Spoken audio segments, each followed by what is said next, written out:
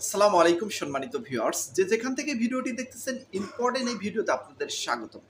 গুরুত্বপূর্ণ একটি টপিক নিয়ে আপনাদের মাঝে আসলাম। বিগত দিনে আমি একটি প্রস্তাব দিয়েছিলাম এই সরকারকে যে ১০ লক্ষ মানুষকে, বেকার মানুষকে বিদেশে অল্প খরচে অথবা বিনা খরচে প্রেরণ করার জন্য। বাইরের দেশগুলোতে যদি ডক্টর ইউনূস স্যার আম ভিসার জন্য আবেদন করে বা ভিসা দিতে বলে বাইরের প্রেসিডেন্ট বা অন্যান্যদের লোকজনদের বা দায়িত্বরত যারা আছে তাদেরকে অবশ্যই না করবে না এবং সেই দেশ থেকে ভিসা দেওয়া হবে এবং সেই ভিসাতে বাংলাদেশের বেকার যারা আছেন, যারা গরিব মানুষ বিদেশ যেতে চান কিন্তু যেতে পারছেন না, অথবা অল্প টাকাতে বিদেশ যেতে চান অথবা বিনা টাকাতে সরকারিভাবে বিদেশ যেতে চান, সকলের সুযোগ সুবিধার্থে প্রস্তাবটি দিয়েছিলাম। এখানে দারুণ একটি গুড নিউজ। সত্যি আমি নিজেও এত তাড়াতাড়ি যে এত দূর এগিয়ে যাবে এই সরকার এটা আইডিয়া করতে পারেনি। সত্যি দারুণ একটি গুড নিউজ। অলরেডি শুরু হয়ে গেছে প্রকল্পটি, শুরু হয়ে গেছে এই কার্যক্রম।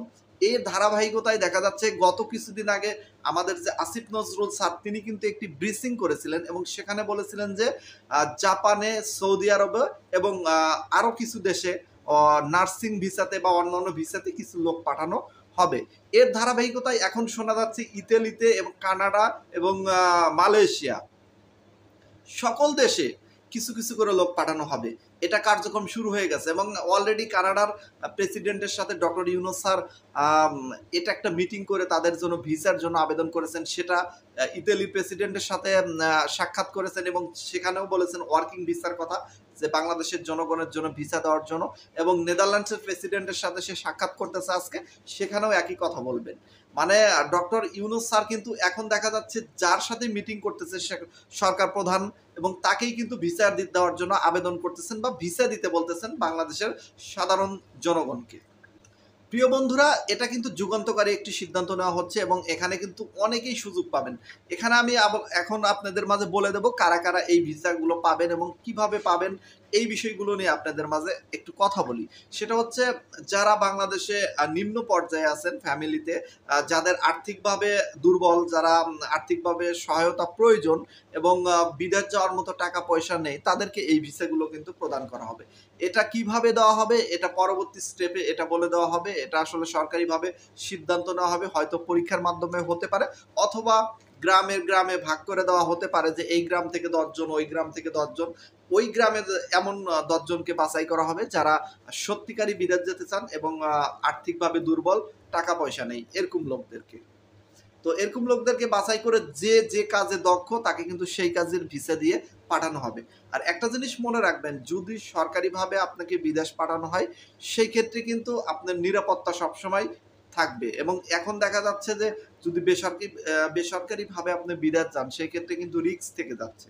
এই রিস্কের কারণে কিন্তু অনেকেই বিদেশ যে ধরা খাচ্ছেন, যেমন কিছুদিন আগে মালয়েশিয়াতে অনেক লোক কিন্তু ধরা খেয়েছেন। কিন্তু সরকারিভাবে এটা যদি ভিসা হয় এখানে ধরা খাওয়ার তেমন কোনো সম্ভাবনা নেই এবং এটা একটা যুগান্তকারী সিদ্ধান্ত হতে যাচ্ছে এবং যারা বাংলাদেশে বর্তমান অবস্থান করতেছেন তাদের জন্য এটা দারুণ একটি গুড নিউজ হতে পারে। যারা প্রবাসে ছড়িয়ে ছিটিয়ে আছেন তাদের ভাই ব্রাদার আত্মীয় স্বজন এবং তাদেরকেও আপনারা আনতে পারবেন, এই উদ্যোগ নিতে পারবেন এখান থেকে ভিসা দিয়ে। আসলে এই ভিসাটা এমনভাবে বন্টন করা হবে যে বাংলাদেশের যারা বেকার তাদের মধ্যে বেশি দেওয়া হবে এবং যারা অলরেডি একবার বিদেশ থেকে চলে এসেছেন, আর্থিকভাবে আবারও যেতে চান কিন্তু যেতে পারছেন না, তারাও কিন্তু এই ভিসাগুলো পাবেন। এবং এখানে হতাশ হওয়ার কিছু নেই। এখানে পর্যায়ক্রমে কিন্তু বেড়ে যাবে। অনেকেই হয়তো ১ম স্টেপে ভিসা না পেয়ে হয়তো হতাশ হয়ে যেতে পারেন। কিন্তু এটা কিন্তু পার্ট বাই পার্ট ভাবে বেড়ে যাবে। ১ম দেখা যাচ্ছে একটু কম আসবে, পরবর্তী তার চেয়ে বেশি ভিসা আসবে। এরকম করে পার্ট বাই পার্ট কিন্তু ভিসা বেড়ে যাবে এবং আপনারা সবাই প্রায় পাবেন।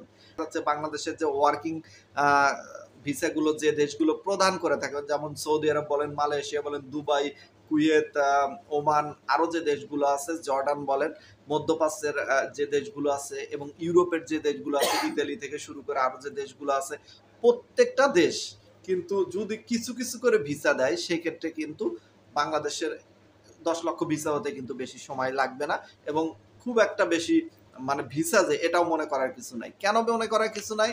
কারণ এখানে ২ কোটি প্রবাসী কিন্তু অলরেডি বাইরে আছে। ২ কোটি, চিন্তা করেন বাংলাদেশের ১৭ কোটি জনগণের ভিতরে ২ কোটি মানুষ বাইরে আছে প্রবাসী। এই হিউজ সংখ্যক লোক যে বিদেশে এসেছেন এগুলো কিন্তু নিজের টাকা খরচ করেই সবাই এসেছেন এবং এর ভিতর অল্প সংখ্যক কিছু লোক কিন্তু সরকারিভাবে এসেছেন। যেমন কুয়েতে কিন্তু আপনারা অনেক নার্সিং এ সরকারিভাবে আসার কিন্তু সুযোগ আছে। সামনে কিন্তু এই সুযোগগুলো আসবে এবং সৌদি আরবে অলরেডি কিন্তু ২৫০ প্লাস নার্সিং ভিসা কিন্তু বাংলাদেশের সাথে চুক্তি হয়ে গেছে। এগুলো কিন্তু সামনে পরীক্ষা হবে, যারা নার্সিং ডিপ্লোমা করেছেন তাদের মধ্যে এইগুলো ভিসা কিন্তু পেয়ে যাবেন আপনারা। তো এর জাপানেও এরকম কিছু ভিসা কিন্তু বাংলাদেশ থেকে অলরেডি নেওয়া হবে। এখানে ওয়ার্কিং ভিসা গুলো কিন্তু দেওয়ার চেষ্টা করবে মধ্যপ্রাচ্যে, সৌদি আরব থেকে শুরু করে সৌদি আরব যুক্ত হতে পারে আরব আমিরাত, এখানে জর্ডানও যুক্ত হবে এবং ওমানের যে ভিসা ক্রাইসিস চলতেছে, ভিসা দেওয়া হচ্ছে না। আমাকে অনেকেই কমেন্ট করে বলছেন যে ওমানের ভিসাটা কবে থেকে খুলবে। আসলে ওমানের ভিসাটা কবে থেকে খুলবে এটা নিশ্চিতভাবে এখনই বলা যাচ্ছে না। তবে যারা মালয়েশিয়া যেতে চান তাদের জন্য কিন্তু সুসংবাদ আছে, কারণ মালয়েশিয়ার সাথে কিন্তু অলরেডি বাংলাদেশের ভিসার চুক্তি হতে যাচ্ছে এবং এখানে কিন্তু ভালো একটা সংখ্যার ভিসাই কিন্তু বাংলাদেশিরা পাবে এবং এই ভিসাগুলো কিন্তু খুবই বাংলাদেশিদের জন্য দরকার, কারণ কিছুদিন আগে আপনারা জানেন যে হিউজ সংখ্যক একটা লোক প্রায় ২৭,০০০ প্রবাসীরা ভিসা পেয়েছিলেন মালয়েশিয়া থেকে, সেখানে কিন্তু যেতে পারেনি। এমনকি ভিসা প্রসেসিং কমপ্লিট করেছেন, অনেকের বিএমএটি কার্ড হয়ে গেছে, তারপরেও কিন্তু যেতে পারেনি। তো এটা কিন্তু খুবই দুঃখজনক যে একটা কাজ এতদূর এগিয়ে যাওয়ার পরেও সেই ভিসাগুলো বাতিল হয়ে গেল শুধুমাত্র এজেন্সির গাফিলতির কারণে এবং যারা ভিসা দিয়েছেন তারা তাদের ভিসা দুর্নীতির কারণে। এখানে ভিসা দুর্নীতি এতটাই প্রভাব বিস্তার করেছে মালয়েশিয়ার ক্ষেত্রে সবচেয়ে বেশি, যেখানে হাজার হাজার প্রবাসীদের ভাগ্য নষ্ট করে দিয়েছেন এই ভিসা দুর্নীতি। তো এগুলোর অবসান ঘটিয়ে এখন থেকে সামনে দারুণ কিছু সুযোগ সুবিধা আসতেছে সরকারিভাবে এবং সেগুলো আপনারা লুফে নেবেন। সবসময় চ্যানেলের সাথে থাকুন। কখন কি হচ্ছে, কখন কোন জায়গা থেকে কি ভিসাগুলো বের হচ্ছে, কোন দেশ থেকে কিভাবে পাবেন, একদম বিস্তারিত আপনাদের মাঝে বলে দেওয়া হবে। তাই অবশ্যই ভিডিওগুলো মিস করবেন না। আর আরেকটি বিষয় আপনাদের কাছে জোর দাবি জানাচ্ছি, আমি সব ভিডিও শেষের দিকে এই কথাটা বলে থাকি, সেটা হচ্ছে পেনশন বিষয়টা কিন্তু আমাদের জোরদার হতে হবে এবং পেনশন বিষয়টা নিয়ে কিন্তু আমাদের আদায় করতেই হবে।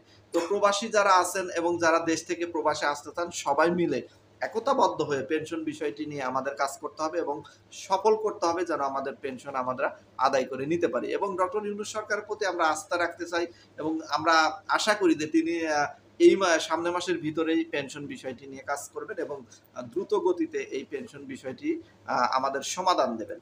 আর পেনশন বিষয়টি সমাধান না হলে কিন্তু আমরা রেমিটেন্স শাটডাউনে যাব, সেই বিষয়টি কিন্তু আমরা অলরেডি ঘোষণা করে দিয়েছি যে আগামী মাসের ২০ তারিখের ভিতরে যদি কোনো প্রকার পেনশন বিষয়টি নিয়ে কথা না হয় তাহলে আমরা সরাসরি রেমিটেন্স শাটডাউনে চলে যেতে বাধ্য হবে।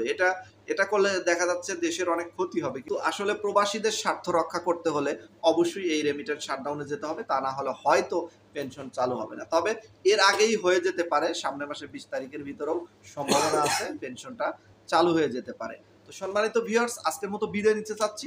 কারা কারা এই ভিসাগুলো সংরক্ষণ করতে চান এবং কে কি কাজে আসতে চান এবং কারা কারা আসতে চান অবশ্যই কমেন্ট সেকশনে জানাতে পারেন। আজকের মতো বিদায়, সবাই ভালো থাকবেন।